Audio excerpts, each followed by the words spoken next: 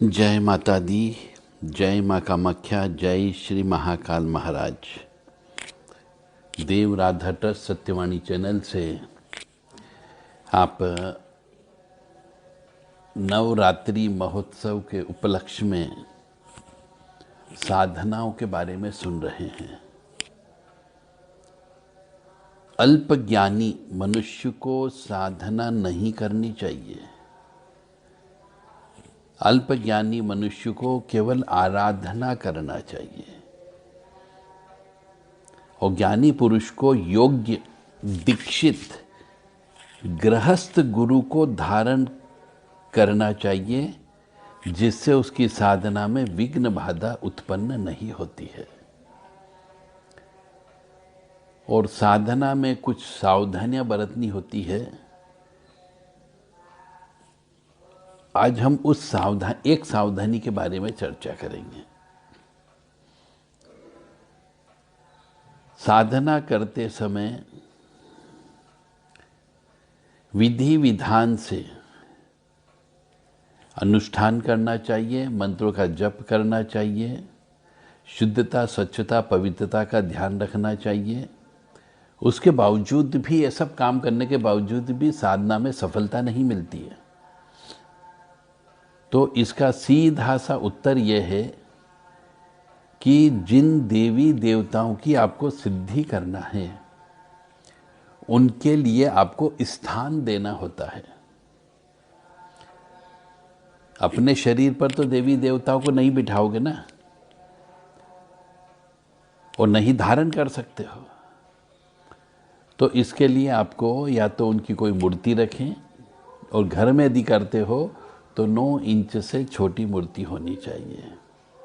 Photo रख लें। अगर दोनों भी नहीं हो तो एक पूजा की सुपारी आती है, उस सुपारी का प्रयोग करें और उस सुपारी में ही उनको विराजित होने का आग्रह करें। और आमंत्रण के लिए उनका ध्यान बोला जाते हैं, न्यास किया जाता है, विनियोग किया जाता है। उचित स्थान पाने के बाद ही देवी देवता की शक्ति आपके स्थान पर आती है। दीपक प्रज्वलित रखना चाहिए, उसमें भी वो विराजमान होते हैं। कलश की स्थापना करना चाहिए, उसमें भी शक्तियों को विराजमान होता है। जैसे मेहमानों को हम उचित स्थान घर में देते हैं, बुलाते हैं, तभी वो हमारे घर में रुकते हैं। उसी प्रकार से देवी देवता या अन्य कोई शक्ति को कोई न कोई ऐसी वस्तु चाहिए जिस पर वो विराजमान हो सके। पुष्प भी होता है जिस पर वो विराजमान हो सके। जैसे मंदिरों के अंदर हम प्राण प्रतिष्ठा करते थे, एक मूर्ति में विराजमान हो जाते हैं। तो मनुष्य के पास यदि समय नहीं हो या पैसा नहीं हो, दोनों बात हो सकती है, तो वो केवल एक सुपारी रख कर के भी साधना कर सकता है। सुपारी के ऊपर उचित स्थान दे करके उनकी साधना करना चाहिए। साधना करते समय जैसे सब नियम है, उन सब नियमों का पालन करें। और सबसे बड़ी बात है, साधना में ऊर्जा का खेल चलता है। ब्रह्मांड में घूमने वाली ऊर्जा और हमारे शरीर की ऊर्जा, दोनों के मिलन से ही साधना पूर्ण होती है। यानी हमें अपने यहां से इतनी ऊर्जा उत्पन्न करना है, जप के माध्यम से, तप के माध्यम से, कि हमारे शरीर से जो विद्युत ऊर्जा उत्पन्न होगी, उस विद्युत ऊर्जा से ब्रह्मांड में घूमने वाली विद्युत ऊर्जा की फ्रीक्वेंसी मैच हो जाए, यानी दोनों की मिलन एक जैसा होना चाहिए, तो ही साधना संपूर्ण होती, अन्यथा नहीं होती। मैं बार बार आपको कह रहा हूं, ये सब ब्रह्मांड, साधना, सिद्धि सब ऊर्जा का खेल है। और ऊर्जा के लिए एक लय और एक ताल की आवश्यकता होती है। मन ही मन में करने से कुछ नहीं हो सकता। जैसे कि रिदम होता है, कि रिदम हमारे यहां पे संगीत बनाया गया, अलग अलग प्रकार का संगीत है। तो 3 ताल भी बोलते हैं, कदम ताल भी बोलते हैं, राग भैरवी भी बोला जाता है। तो अलग अलग राग होते हैं। उसी प्रकार से मंत्रों के भी अलग अलग तरंगे होती है। उस मंत्र को उसी तरंगों से बोलना पड़ता है, तब जाकर के ब्रह्मांड में घूमने वाली जो तरंग है उससे आपकी फ्रीक्वेंसी मैच हो जाएगी, तो वो शक्ति सिद्धि हो जाती है और वो आ जाती है। उदाहरण दे देता हूं मैं आपको, 2-3 उदाहरण बता देता हूं कि फ्रीक्वेंसी कैसे बढ़ाना चाहिए और कैसे चलाना चाहिए। चोम ओम ओम वश ठ ठ स्वाहा, चोम ओम ओम वश ठ ठ स्वाहा, चोम ओम ओम वश ठ ठ स्वाहा, चोम ओम ओम वश ठ ठ स्वाहा, चोम ओम ओम वश ठ ठ स्वाहा, चोम ओम ओम वश ठ ठ स्वाहा, चोम ओम ओम वश ठ ठ स्वाहा, चोम ओम ओम वश ठ ठ स्वाहा, चोम ओम ओम वश ठ ठ स्वाहा, चोम ओम ओम वश ठ ठ स्वाहा, चोम ओम ओम वश ठ ठ स्वाहा, चोम ओम ओम वश ठ ठ स्वाहा, चोम ओम ओम वश ठ ठ स्वाहा। तो इसका एक रिदम है, उसी रिदम से कंटिन्यू बोलते रहोगे तो विद्युत ऊर्जा उत्पन्न हो जाएगी, और इस मंत्र से संबंधित जो ऊर्जा है जो ब्रह्मांड घूम रही उससे मेरी फ्रीक्वेंसी मैच हो जाएगी, तो वो शक्ति मेरे पास चली आएगी। इसी प्रकार से दूसरा मंत्र और बोल देता हूं मैं।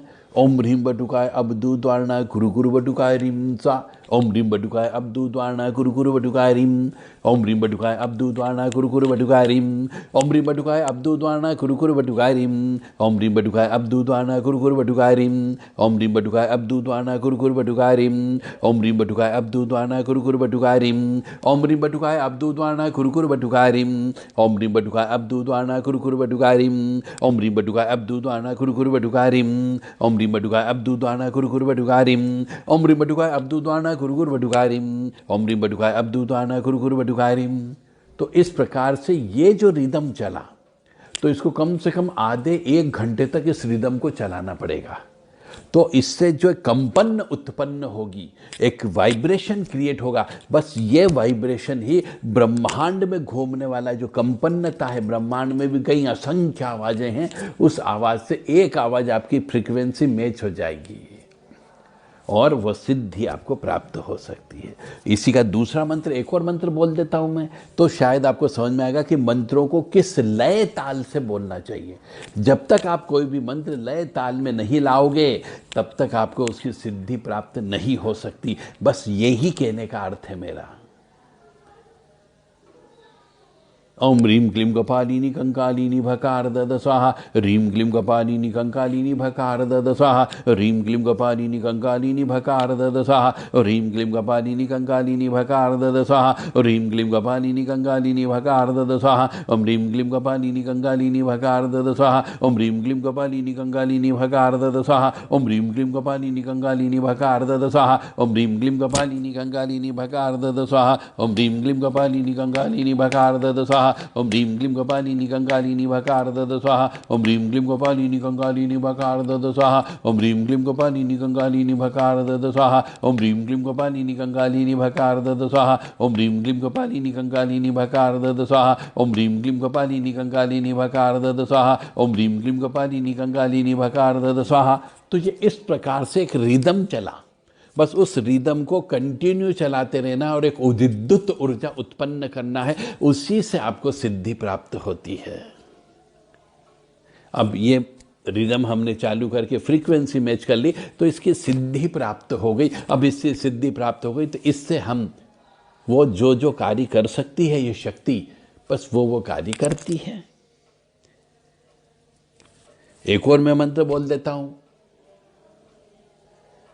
ओम ह्रीम आपदाम फर्तारम दातारम सर्वसंपदाम लोकाभिरामम श्रीरामम भूयो भूयो नमाम्यहम्। ओम ह्रीम आपदाम फर्तारम दातारम सर्वसंपदाम लोकाभिरामम श्रीरामम भूयो भूयो नमाम्यहम्। ओम ह्रीम आपदाम फर्तारम दातारम सर्वसंपदाम लोकाभिरामम श्रीरामम भूयो भूयो नमाम्यहम्। ओम ह्रीम आपदाम फर्तारम दातारम सर्वसंपदाम लोकाभिरामम श्रीरामम भूयो भूयो नमाम्यहम्। ओम ह्रीम आपदाम फर्तारम दातारम सर्वसंपदाम लोकाभिरामम श्रीरामम भूयो भूयो नमाम्यहम्। ओम ह्रीम आपदाम फर्तारम दातारम सर्वसंपदाम लोकाभिरामम श्रीरामम भूयो भूयो नमाम्यहम्। ओम ह्रीम आपदाम फर्तारम दातारम सर्वसंपदाम लोकाभिरामम श्रीरामम भूयो भूयो नमाम्यहम्।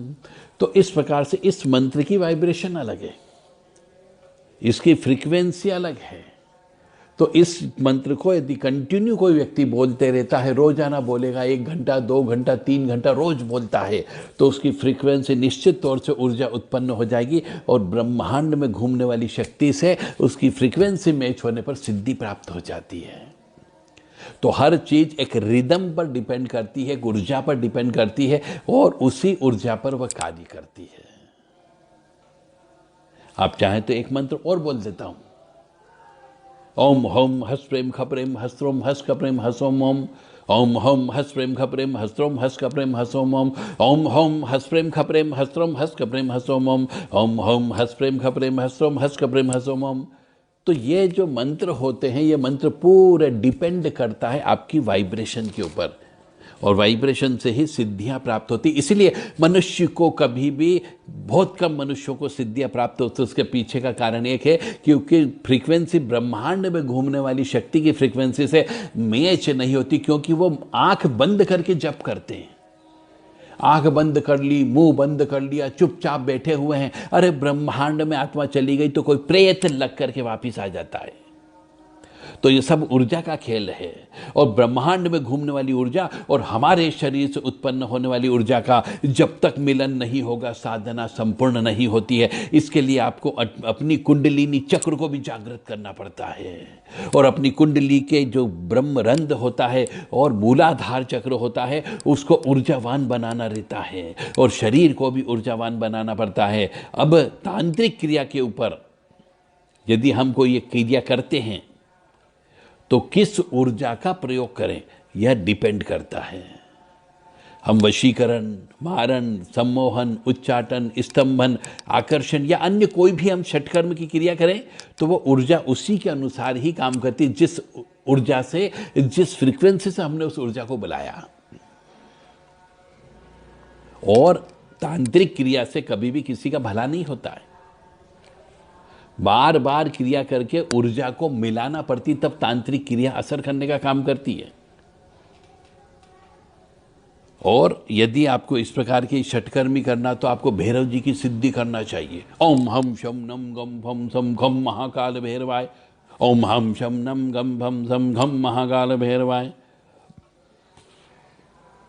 और गणेश जी, पार्वती जी, अंबिका, काली माँ, कुलदेवी, सबकी अलग अलग साधना है, अलग अलग रिदम है, अलग अलग ऊर्जा है।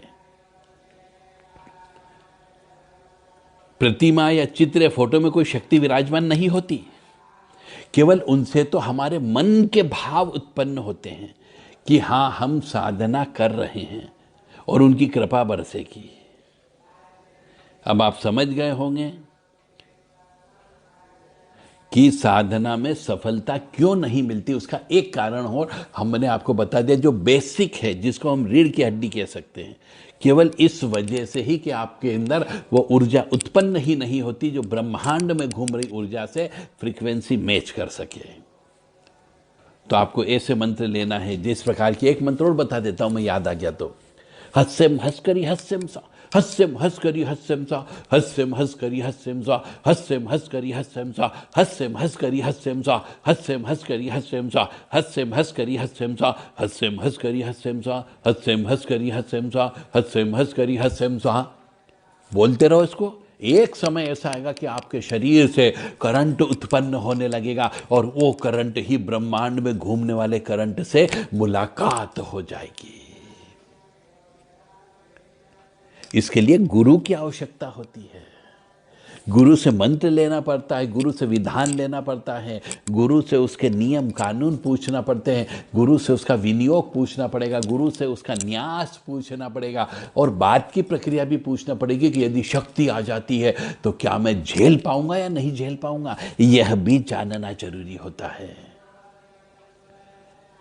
हस्रेम हस्कलिम हस्त्रम स्वा, हस्रेम हस्कलिम हस्त्रम स्वा, हस्रेम हस्कलिम हस्त्रम स्वा, हस्रेम हस्कलिम हस्त्रम स्वा, हस्रेम हस्कलिम हस्त्रम स्वा, हस्रेम हस्कलिम हस्त्रम स्वा। तो इन मंत्रों को बोलने के लिए बड़े प्रैक्टिस की आवश्यकता होती है।